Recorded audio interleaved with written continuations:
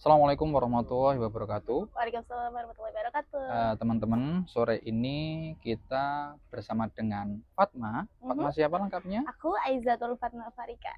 Oke, Fatma ini sangat luar biasa. Dia adalah salah satu pemudi inspiratif asal Kendal yang tahun ini rencananya akan berangkat kuliah ke Cina. Betul ya Fatma Betul. ya?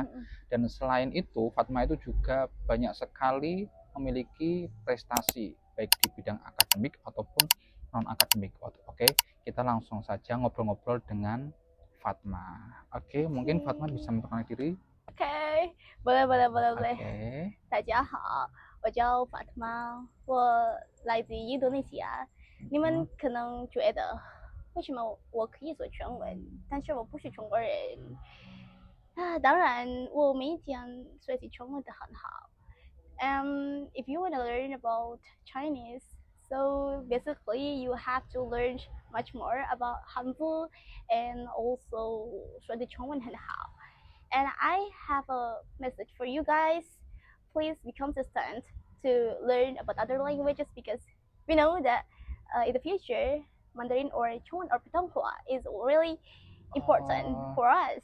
Mungkin kita langsung masuk ke kegiatan sehari-hari Fatma untuk saat ini apa?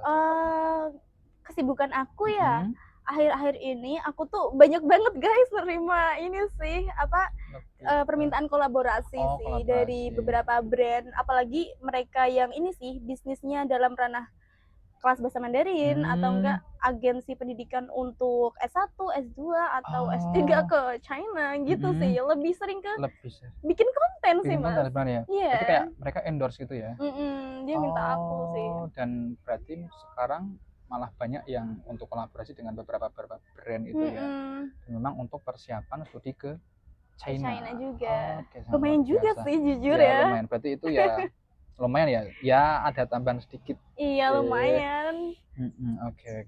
Selain itu ada kegiatan lain? Akhir-akhir ini aku suka nonton Dracin. I love Dracin. Biasanya cewek lebih suka drakor kan? Ini malah suka Dracin. Aku dari awal belum pernah nonton drakor sih, cuma drama dari negara lain yang pertama kali aku tonton itu Dracin. Jujur. Iya, idola aku Jang Ling Hye. Kalian pasti kenal kan? Oke. Dan itu ini ya, episodenya nggak terlalu panjang atau? Aku yang panjang sih, bukan yang short. Berarti untuk satu series itu berapa episode? Ada sampai 40-an kali ya. Wow.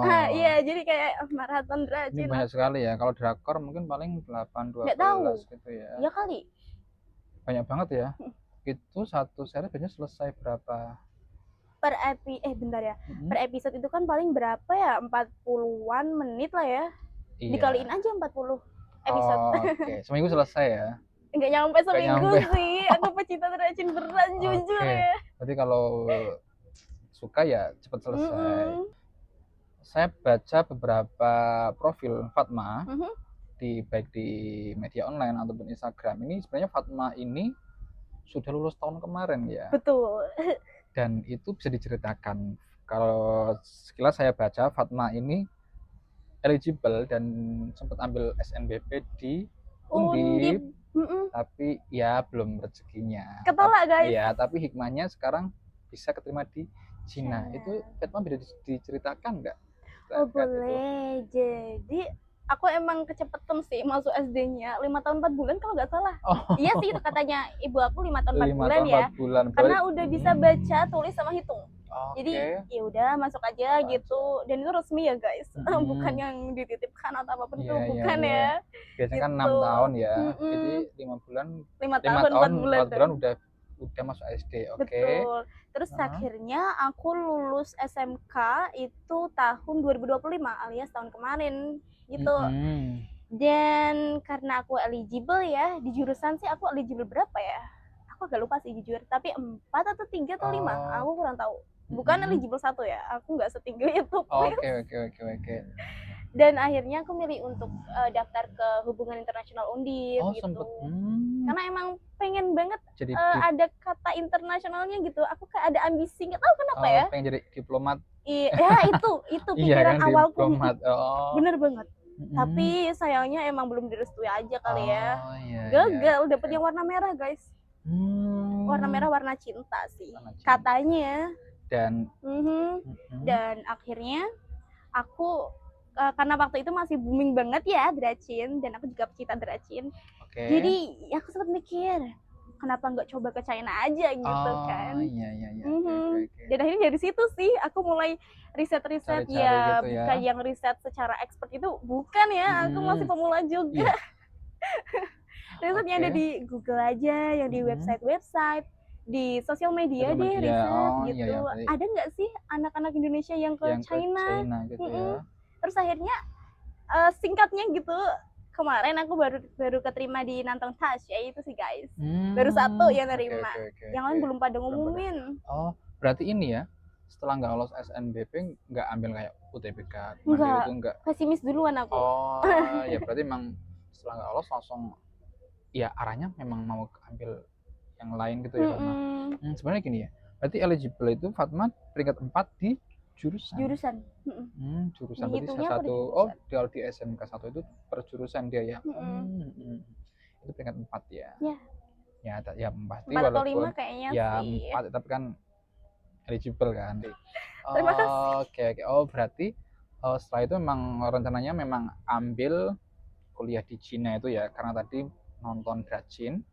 Nah, itu untuk info yang dicari tadi memang ada yang dari Instagram, kemudian ada di website, kemudian info-info yang lain berarti ya Fatma ya? Iya betul. Kayak mungkin kayak komunitas atau apa gitu? Ada. Belum ya? Ada banget. Oke. Nanti kalian lihat aja di deskripsinya ya. Nanti bakalan dicantumin sama Mas Syamsul. Oke. Oh iya, berarti ada komunitasnya ya? Ada. Itu basisnya dari IG atau apa? Dari IG ada, dari WeChat ada. Oh iya, berarti untuk info-info itu selalu banyak banget berarti ya. Jadi untuk teman-teman yang mau cari beasiswa ke Cina atau apa itu yang pasti memang harus cari tahu sedalam-dalamnya ya. Memang untuk saat ini kita itu nggak kehabisan informasi sebenarnya ya. Betul, yang penting kita sendiri mau cari informasi tersebut. Oke. Dan Fatma sendiri perjuangannya untuk sampai ke titik ini. Oke. By the way aku mau disclaimer dulu guys. Jadi aku gap year ya kan 2025 itu aku udah lulus dari SMK 1 Kendal, terus akhirnya ketolak Undip. Ya udah sih gak apa-apa walaupun aku agak sakit hati jujur banget ini mah. Terus habis itu ya udah aku mutusin untuk belajar ini sih bahasa Inggris seperti itu. Ya walaupun di China itu mesti dari kalian mikirnya berarti pakai sertifikat HSK ya Kak? Enggak ya. Bukan aku secara langsung ngegeneralisasikan, enggak, cuma tinggal milih aja kalian mau milih yang bahasa Mandarin kah atau yang bahasa Inggris diajarnya di kelas gitu. Iya, berarti memang pilihannya ada pilihannya ya. Karena aku pilih bahasa Inggris ya, aku cari aman aja karena aku nggak punya waktu banyak banget jujur. Jadi aku belajar bahasa Inggris sih awal-awal tuh. Awal bahasa Inggris ya. Dan otodidak gitu sih. Otodidak sama sempat beberapa bulan ke Paris 1 bulan aja. Ke Paris 1 bulan. Iya, buat ngasah speakingnya sih, karena kan IELTS ya. Oh iya, berarti kalau gitu. Di Paris ambil di mana? Miss June? Di Mr. Pepsi sih, karena itu bener-bener spesialis yang ini IELTS speaking sih. Itu mantap banget sih. Berarti di Paris itu kayak lebih untuk mempraktekkan apa yang sama tadi manusia pelajari. asli. Berarti sebelumnya kayak udah belajar otodidak ya? Iya, sama model AI. Iya, benar. Berarti emang nggak ada kata kita bingung mau belajar dari mana ya. Sekarang internet, kemudian ada AI, belum website yang lain, tergantung kita bagaimana cara menggunakannya. Dan itu dan kita nggak bakal kehabisan ya Pak. Betul, nggak kehabisan cara sih guys, asal inisiatif. Terus abis belajar bahasa Inggris tuh aku langsung, nah ini nih jujur waktu itu kan aku rencana mau ambil IELTS ya kan. Cuma karena aku tahu nih ternyata harganya tuh mahal, gila kan? makin naik kuy. Jadi yang awalnya tuh 3, berapa ya? 3,2 atau 3,3 naik jadi 3,7 kayaknya. Maksudnya hampir 4 juta gitu loh. Itu sekali tes. Untuk sekali tes, iya. Misal untuk 1 lembar kertas. Misal nggak lolos ya udah. Ya udah. Jadi kayak aku mikir, aku sih oke-oke aja kalau estimasi ini lolos. Skornya sih oke-oke aja ya sesuai sama pertimbangan sama ini estimasinya. Cuma kayak ngeri juga ya, kayaknya aku bisa deh kalau alokasikan beberapa baju di yang lain. Akhirnya Oh aku tuh iya dapat kan. ini tahu rekomendasi, Mm-mm. dapat rekomendasi daripada IELTS mending coba ini aja Duolingo English Test gitu guys, Oh DET. Duolingo. Oh iya iya. Dia lebih murah sih, lebih terjangkau gitu. Apalagi dia juga diakui juga sih sama universitas yang ada Oh di China. berbayar juga ya Ya yang itu Duolingo pasti. ya. Oh iya benar-benar. Berapa sih ya? Kemarin itu 1,1 atau 1 juta. Oh. Ya 1,1. Ya Itu lumayan sekali kan. tes ya. Mm-mm. Lumayan juga woi daripada 3,7 ya kan. Oh iya benar. Ya, walaupun aku tetap direstui ya guys, cuma kayak aku juga merasa kayak gimana ya. Untung sih dapat rekomendasi itu. Oh iya. Berarti ya ambil jalan yang lain ya yang pasti ya. Betul banget. Oke.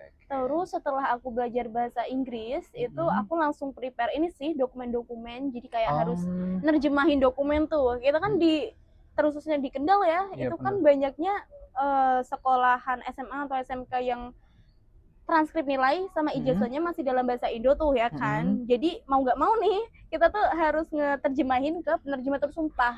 Oh. Itu sih yang jujur lumayan ini ya. Gitu ya. Iya, lumayan ngebantu kita gitu untuk menerjemahin. Nggak boleh pakai Google Translate ya guys. Oh berarti benar-benar manual ya Fatma.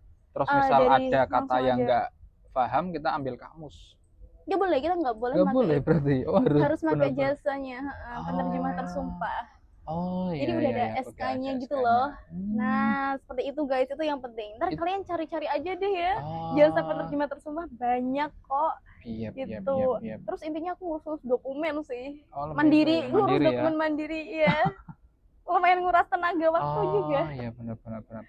Berarti ini ya untuk persiapan dari ini dapat info sampai apply dan keterima itu lumayan panjang ya Fatma ya. 1 tahun sih kurang lebihnya. 1 tahun dari 2025 sampai 2026 itu aku dapat pengumumannya.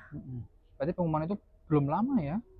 Pengumuman diterima dan lolos itu? Bulan April sih kalau yang nonton ini. Masih bulan ini ya? Iya betul, tanggal 1 April. Berarti masih baru banget. Ini berarti masih baru banget. Kita ngobrol-ngobrol ini dan masih baru banget teman-teman. Masih. Oh ya berarti 1 tahun itu untuk persiapan bahasa Inggris, kemudian dia untuk soal-soal dan pasti ada tesnya juga, wawancara juga.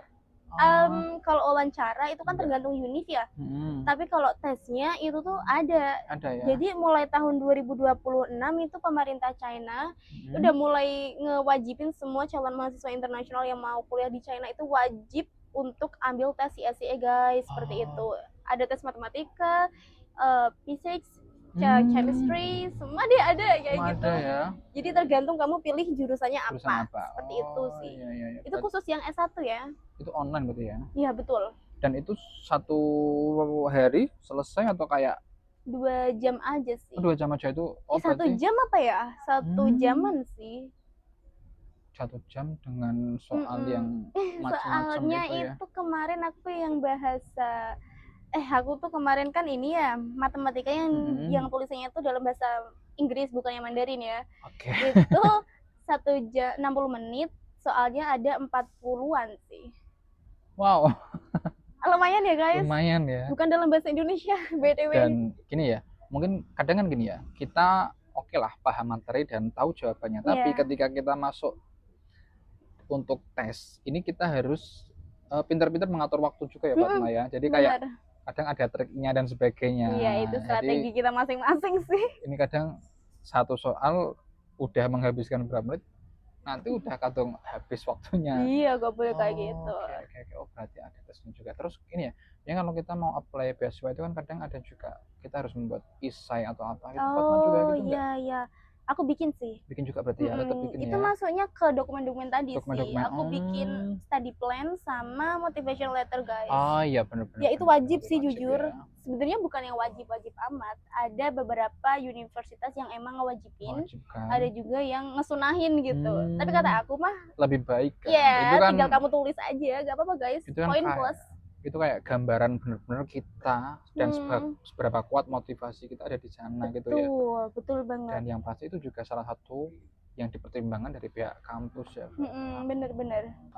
Oke, dan tadi kita sudah membicarakan cukup banyak terkait persiapan Fatma untuk bisa diterima ke Universitas Cina itu ya Fatma. Betul. Dan untuk sampai ke sana yang pasti itu bukan sembarang pemuda ya, yang pasti pemuda pilihan.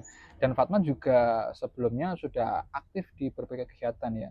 Dan yang saya baca juga Fatma ini cukup banyak pencapaian Alhamdulillah ya. prestasi baik di bidang akademik ataupun akademik ya. Nah itu mungkin Fatma bisa diceritakan kegiatan ataupun lomba-lomba yang Fatma ikuti sepanjang Fatma sekolah. Beberapa aja kali ya. Tapi itu dari SD, SMP atau mulai SMK Fatma mulai kayak ikut lomba gitu? Fakta uniknya itu adalah Fatma di masa SMP itu tipikal anak yang sangat-sangat nolep. Jadi intinya kayak bukan nolep-nolep amat sih. Maksudnya kayak tiap harinya tuh fokusnya di kelas saja, enggak ikut ekstra.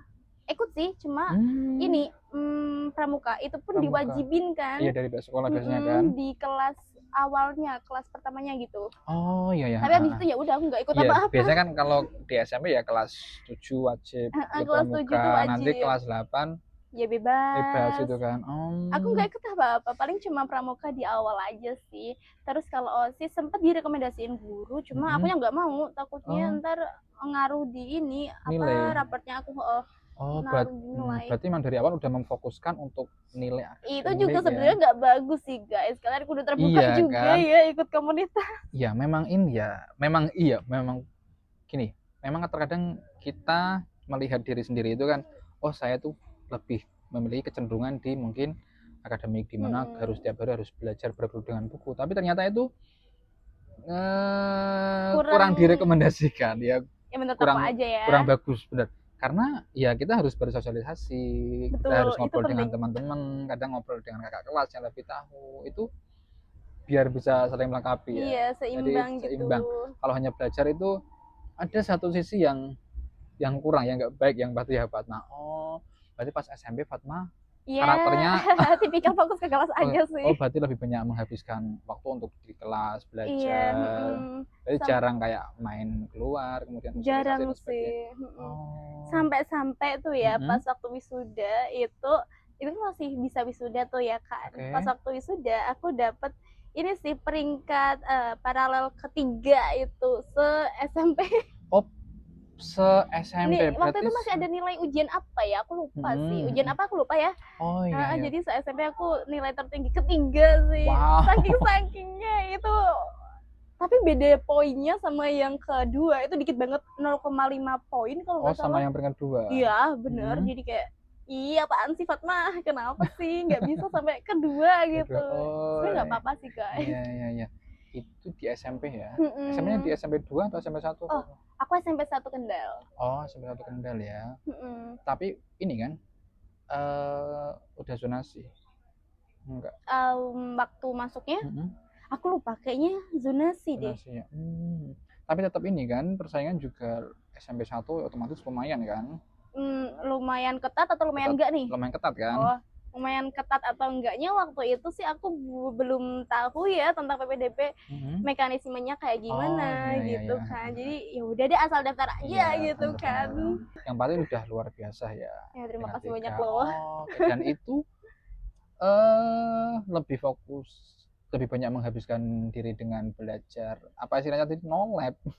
Aku melihatnya itu no lab atau no life. Itu bersambung sampai SMK enggak? Alhamdulillahnya sih enggak ya. Enggak. Jadi aku mulai masuk SMK itu ke depan kan emang orientasinya aku kerja tuh ke depannya. Orientasinya mau kerja gitu setelah lulus. Makanya aku mau ini pendidikan terakhir aku. Jadi mau nggak mau aku nggak bisa nih kalau harus fokus di kelas doang gitu. Jadi coba deh ikut OSIS gitu. Akhirnya aku 2 periode di OSIS. Malahan. Bener. Di OSIS itu organisasi pertama aku. Berarti di SMK itu kayak terbuka sendiri ya, bukan karena ada faktornya kan, ada satu momen atau apa gitu kan yang membuat kita terbuka. Ternyata malah ini dari pikiran aku terlebih dahulu sendiri ya. Berarti pas masuk SMK itu udah aku harus mulai terbuka, harus mulai ikut kegiatan harus ikut mulai OSIS gitu ya. Udah mulai ke planning tuh. Planning, oke. Dan di SMK Fatma ambil jurusan apa? Oh, aku di SMK 1 Kendal ambil manajemen perkantoran dan layanan bisnis, guys. Gitu. Oh, oke. Dan tadi kan aku bilang ya, di awal aku masuk SMK emang orientasinya emang kerja gitu kan. Jadi ya udah, emang aku nggak ada prestasi apapun gitu. Cuma OSIS itu doang. Jadi dari awal ya kalau udah lulus ya nanti arahnya ke Iya, itu orientasi gitu. awalnya Awal ya, aku. Fatma. Terus, aku nggak tahu kenapa ya, kayaknya hidupku tuh banyak banget ini shift-shiftan mindset gitu.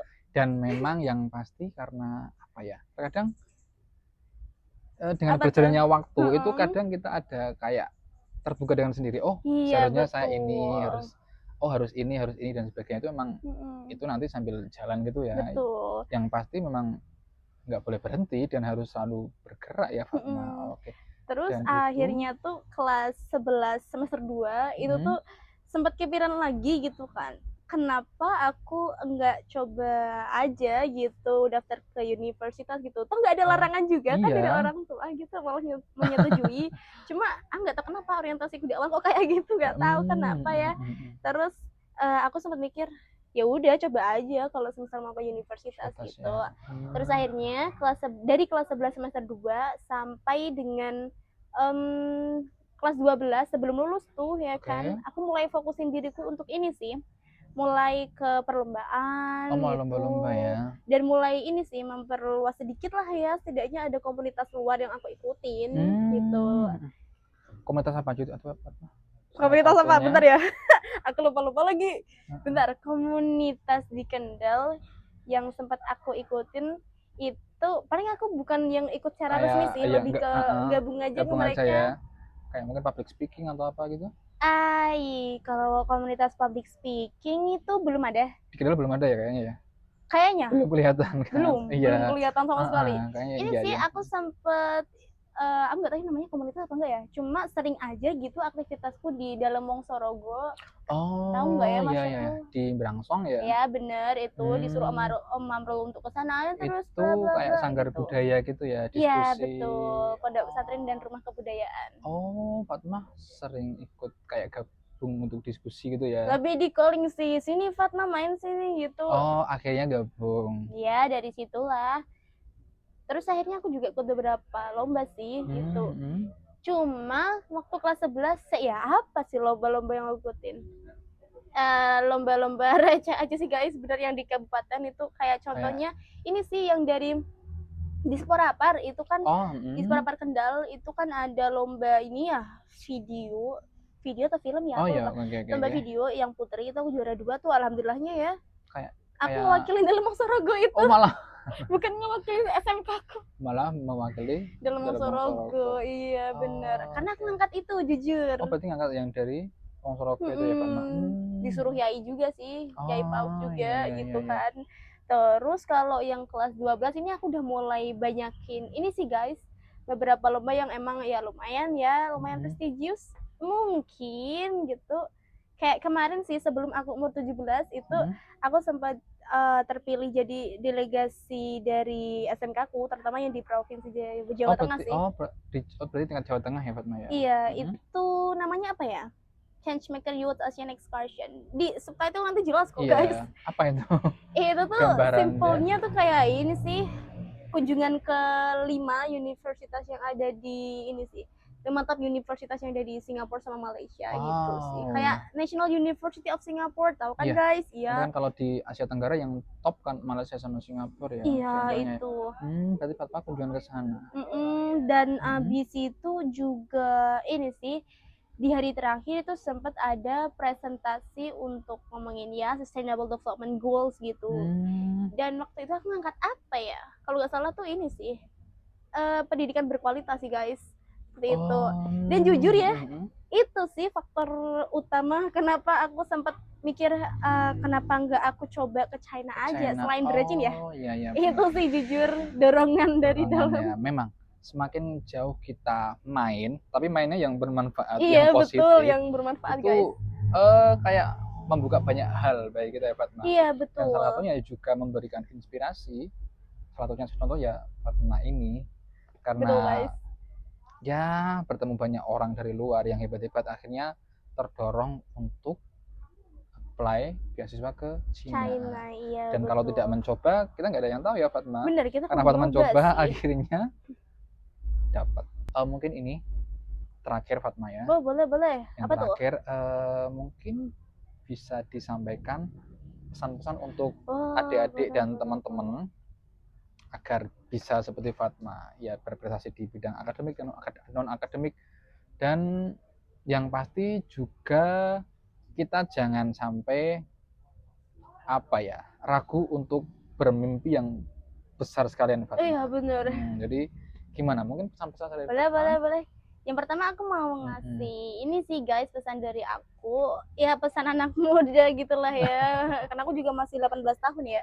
Oh, Jadi masih pesan muda. dari aku ini sih, selagi kita masih muda gitu kan, ya udah sih abisin aja umur yang kita masih muda ini untuk coba-coba aja dulu. Banyakin gagalnya sih nggak apa-apa, tapi kalau bisa sih jangan terlalu banyak gagal juga ya. Pastiin dari awal udah ke planning. Ya, Jangan sampai bener. kamu nyemplung ke titik itu tapi kamu belum ada planning apa sih manfaatnya aku ke sana, apa sih reasonnya aku ke sana, emang di sana mau ngapain aja. Intinya di planning ya guys, Iya, apapun itu memang tolong di harus planning dan riset dulu bener. sama planning, itu penting sih. Intinya, Paling itu sih itu pesan aja yang ya. paling krusial dari aku. Oke, yang pasti jangan ragu untuk mencoba dan Betul.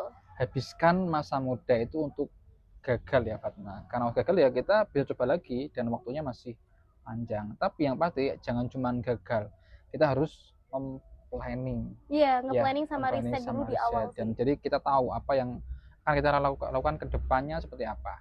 Misal kita gagal ya kita belajar dari kegagalan tersebut. Betul. Oke, terima kasih Fatma sudah memberikan waktunya yang sangat bermanfaat. Sama-sama Mas Syamsul. Makasih juga loh aku udah diundang. Saya yang sangat berterima kasih Fatma. Oke, terima kasih ya untuk Fatma. See guys. Oke, salam. Assalamualaikum warahmatullahi wabarakatuh. Waalaikumsalam warahmatullahi wabarakatuh.